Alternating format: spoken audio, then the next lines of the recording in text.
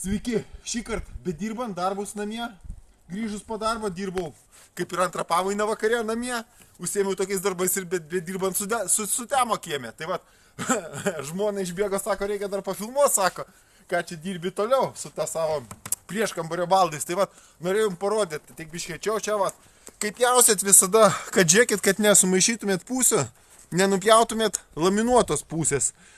Palei liniuotę dėkit už laminuotą pusę ir tada viskas vienodai nusipjaus.